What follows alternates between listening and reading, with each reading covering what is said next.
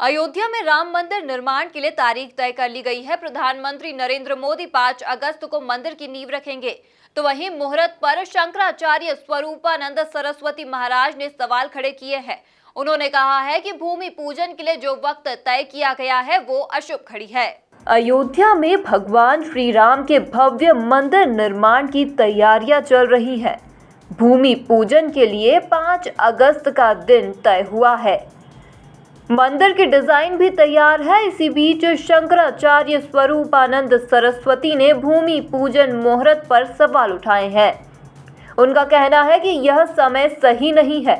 इसके साथ ही शंकराचार्य स्वरूपानंद सरस्वती ने कहा कि यदि मंदिर आम जनता के सहयोग से बन रहा है तो उससे निर्माण में जनता की भी राय ली जाना चाहिए। इस तरह शंकराचार्य स्वरूपानंद सरस्वती ने राम मंदिर निर्माण के मुहूर्त और प्रक्रिया पर सवाल उठाए हैं।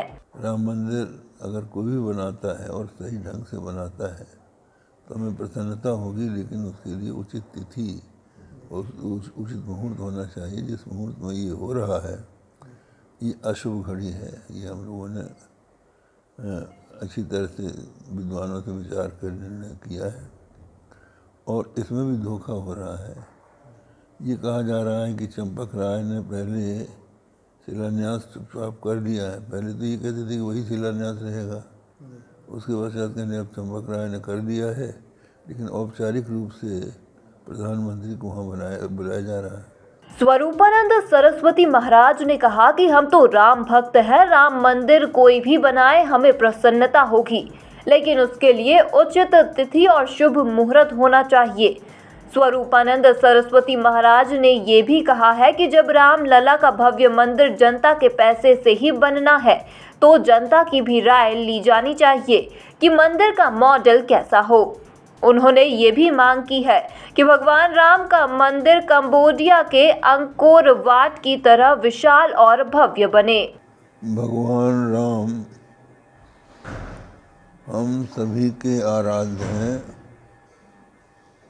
उनकी जन्मभूमि और सबकी सम्मति से शुभ मुहूर्त में राम मंदिर का शिलान्यास करके, और जैसा कि हम पहले से कहते आए हैं कि जब बनना ही है तो अंकोर वाट में, कंबोडिया के अंकोर वाट में जैसा विशाल राम मंदिर है उसी प्रकार का राम मंदिर अयोध्या में बनाया जाना चाहिए। तो वहीं संत नारायण नंद जी ने शंकराचार्य स्वरूपानंद सरस्वती महाराज को शास्त्रार्थ की चुनौती दी है।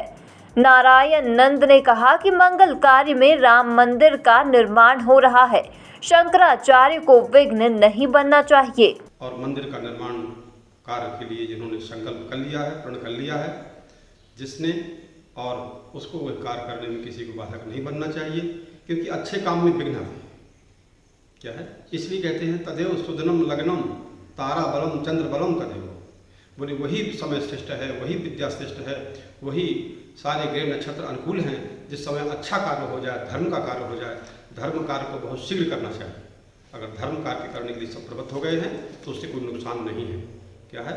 और कुछ लोग तो राजनीति से प्रेरित होकर के अच्छे काम को भी बुरा बताना ये उनका स्वभाव होता है। इसलिए एक अच्छा कार्य हो रहा है, उसमें कोई संदेह नहीं है। काशी विद्वानों की नगरी है, क्या है, विद्युत परिषद है और उनका निर्णय सही सर्वमान्य होता है।